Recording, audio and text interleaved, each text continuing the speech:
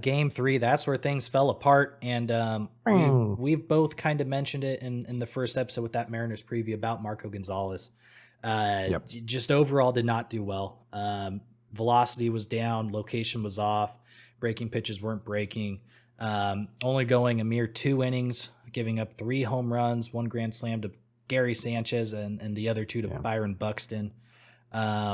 Before we even jump further into the game, let's just kind of go talk about Marco. And I mean, what do you think's really going on? Because it seems like he carried everything from spring training just right into his first start. Yeah, and it's unfortunate because the second half of last season, I thought he turned his his game around. He was 9-1, was like one of the top pitchers second half of the season.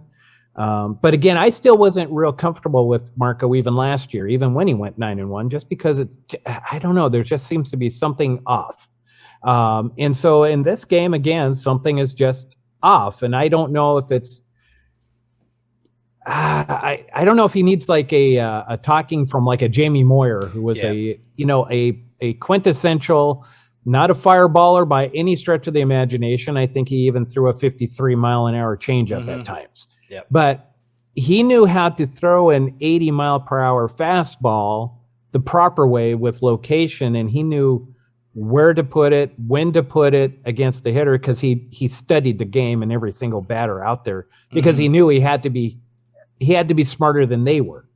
So it's a chess game as well when you get to that level of having to try to be a pitcher. I mean, a bona fide, try to figure out this thing. And it would be nice if he could just hook up with somebody like that to just kind of say, okay, realize I don't have a power pitch. Yeah. Just admit it.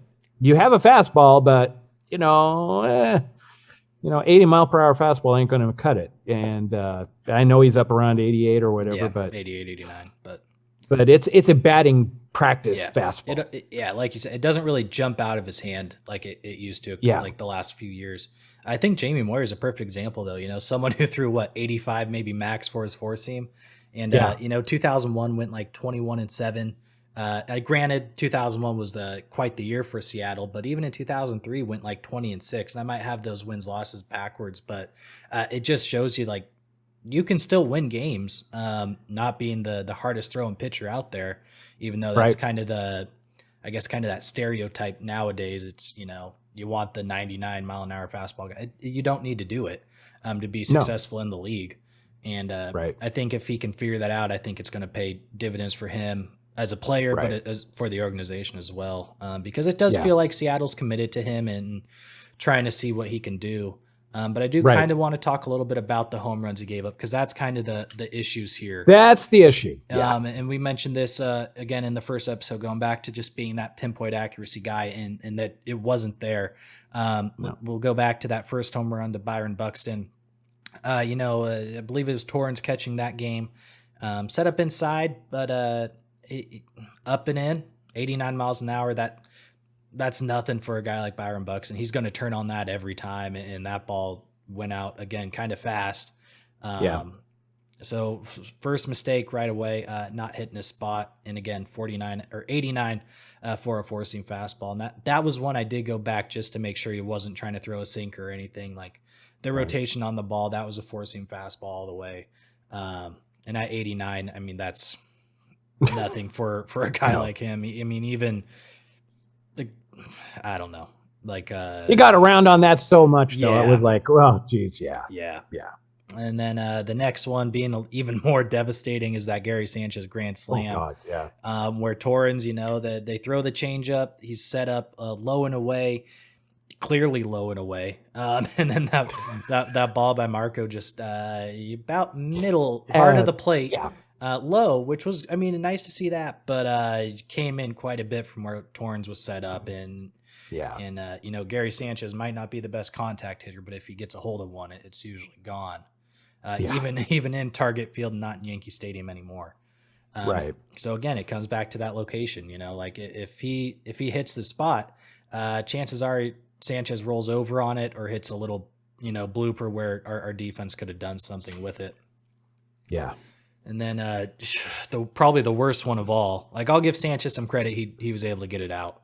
But the second home run to Buxton again, the guy went 3 for 3 in home runs there for that 3 at bat stretch.